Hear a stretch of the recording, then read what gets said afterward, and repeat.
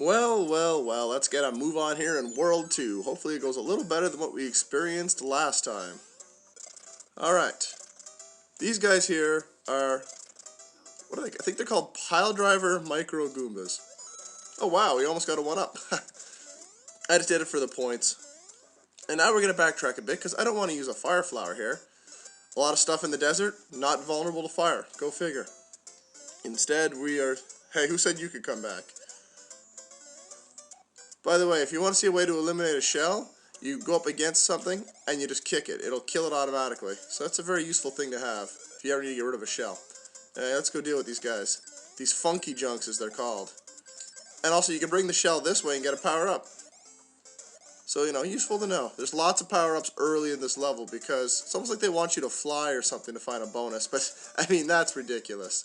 I see, another power-up. And that no blocks how you're going to get out of here because, well, you're stuck. Unless you can fly. Oh. Okay. That was not smooth, but that's okay. Now, once you leave the screen, that guy's coming back. He is known for his regenerative properties. Him and a friend of his, by the name of the Chain, I think it's Chain Fire Chop. I'd have to look up. Oh, for God's sakes, really? Really? If you want to remove that annoying whoop, whoop, whoop sound of the tail, you just duck right before you fly, and you won't hear it. Hey, look, silver coins. Love me some silver coins anytime they use them in this game. I always thought they were the coolest for some reason. Maybe because they're so rare. Oh, you jerk. You have the face of a jerk. Do a big hop. That's not a big hop, you jerk. Well, things are not going so well for Brian in Bryanville. That is something I don't want to see happening again. So the game can just piss right off. Alright. Let's not get killed by the pile driver.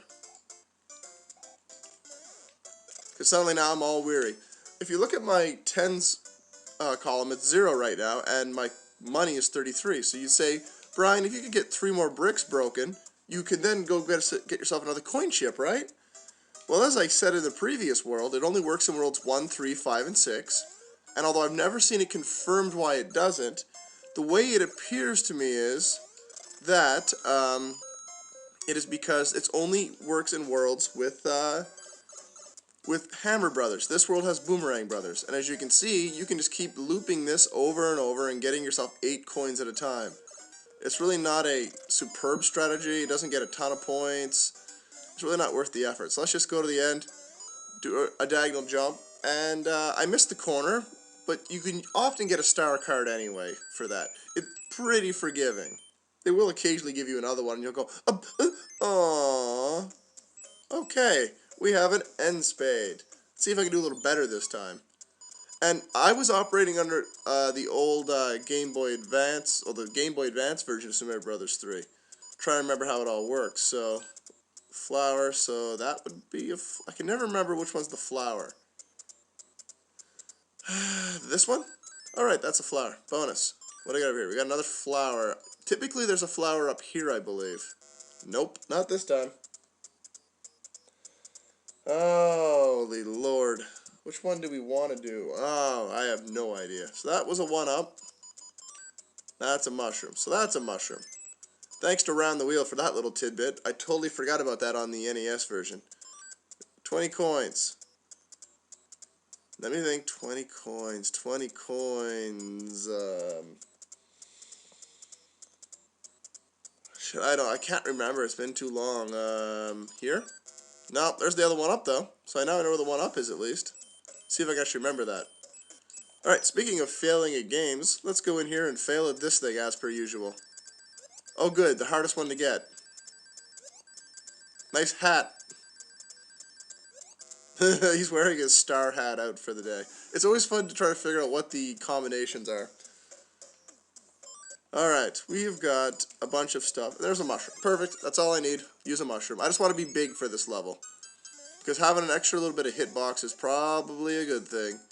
Well, not that I couldn't get 1 power-up anyway, but being a raccoon can actually be a detriment to what I want to do. This is the world, or the level, pardon me, in this world that gives up the white mushroom house. It doesn't give a very good item, though, so it's really not worth doing, but I'm going to do it anyway. Wait, isn't there 1-up in there? There it is. Oh, sure, you're gonna make me chase you. You're a jerk. Come on. And the reason I'm going back is not only just to get the mushroom, but we need to get ourselves the platform again. Oh, crap! That was closer than it needed to be. Because we need to hit that P-switch to turn all those bricks on the right into coins. And we gotta do it fast. Okay, good. And you gotta get back on there. Oh, look at that. I nailed it. I nailed the friggin' white mushroom house I don't want. That's phenomenal. Thank you, game. Thank you so much for helping me do that. Oh, goody goody gumdrops. This game is the master troll, and usually I can't get this white mushroom house to save my life. I normally wouldn't collect this, actually. I'd leave it because I don't care about it, but... Alright, I'll grab it since I missed it in the first world. Hello, you found my shop of strange and wonderful things. Things. Can't say sex toys. We get an anchor. Anchors, if you use an anchor before you board an airship and you die on the airship, well, normally when you die on an airship, the anchor, or the airship, pardon me, takes off and tries to fly to a part of the world and hide behind levels you haven't cleared because you can choose to skip levels. And it's kind of a pain in the butt because then you have to beat another level to get to them.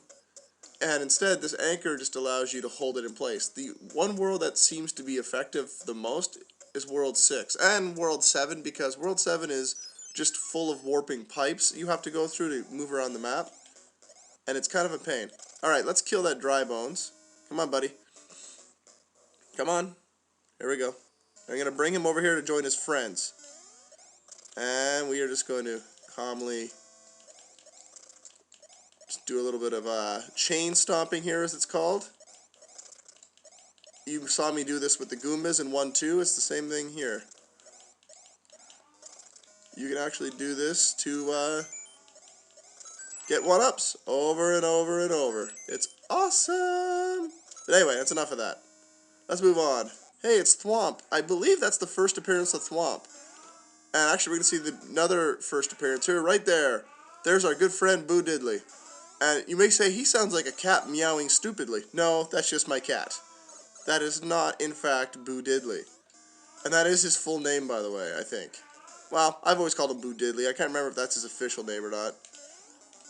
That has a leaf. Now, if you want to get it for real, you got to run and slide underneath. You just don't want to run and slide too far. Here, just run at full speed. You can get by those thwomps. Ah, darn. Sometimes if you jump as soon as you come through that door, you'll be able to fly, and you can actually fly through this area and not have to deal with this jumping rigmarole, as they call it. And you'll note that no one actually calls it that. And I'm just going to cheat and use my raccoon tail. And just wait for the door and head on through, and we fight the Boom Boom. You guys haven't seen Boom Boom. So how it works is you're going to stomp Boom Boom 4 times. Now, if you don't take him out right away, he starts doing this leaping attack. And you can't jump on him when his spikes are out. And he's not very intimidating once you figure out his secrets. Like, not at all intimidating. And we had fault him for that. He can't help the way he was born. Alright. So when I was talking about the pipes in World 7, this is what it is. You have to go into areas like this, and they warp you to other chunks of the map. In this case, just to get over here quicker than walking. Even though it's probably about the same speed. And, say I was to die in this world, and if I did, dear God, the embarrassment. But, like, all my lives and continue, all the levels would come back, but the lock that was here would not. Meaning we could just go into this pipe right at the start of the map and go, hey, look at this. We're going to hit our head on a pipe, and eventually we're going to go through, and we'd be over here able to go to 2-3. That's another way that the anchor would probably end up being useful, but I can't remember if you lose all your items when you die or not. Now, if you need to get in there, and you don't have a big, like I did, or a Super Mario or a Raccoon Mario or what have you, you just throw a shell in there, it'll very least clear the bricks for you. Now, it's very important that you power up, because you can do some fun things in this world, but you need to be able to fly. Now, using up all my leaf ability there was probably not the smartest thing I've done. So you just fly from here on a diagonal, and you should end up right at a ledge. Perfect. Now, you hit this, this purple switch, and you're just going to go diving down to the bottom. Try not to lose your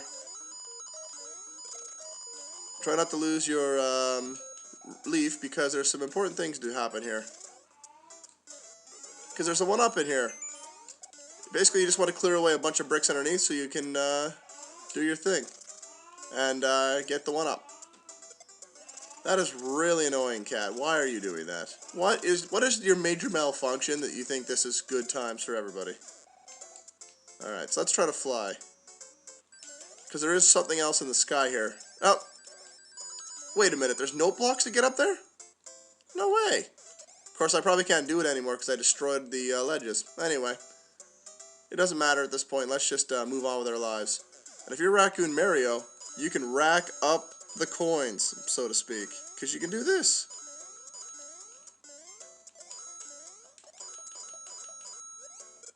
And you can do that too, and now you just watch this shell clear the way for you. And it's going, and it's going, and it's going. And look at that, we got everything we wanted to. Fantastico. Alright. There we go. And now we can just get ourselves a bunch of coins. Life is good. We got all the coins we could out of this. Not too shabby. Easy way to make a few bucks. And probably a 1-up if you can get it that many. And another star. Another level, another star. Hooray! And there's a Boomerang Brother. So how about we beat the Boomerang Brother, and that'll do it for today. Boomerang Brother, you are going down. Oh, I missed him with my tail. My trick is to wait till the second boomerang's out, wait for the first one to go by, and jump up and clock him before the second one gets there. Or use firepower. Firepower works just fine too. And that hammer allows us to smash rocks, like this rock right here. But we're not going to smash that rock. Anyway, next time we're going to move on to this level here, which looks like a sinkhole. It's a little level with lots of quicksand, and a very interesting enemy that only appears in this level, and one other level in the game that I'm aware of. Anyway guys, we'll see you next time.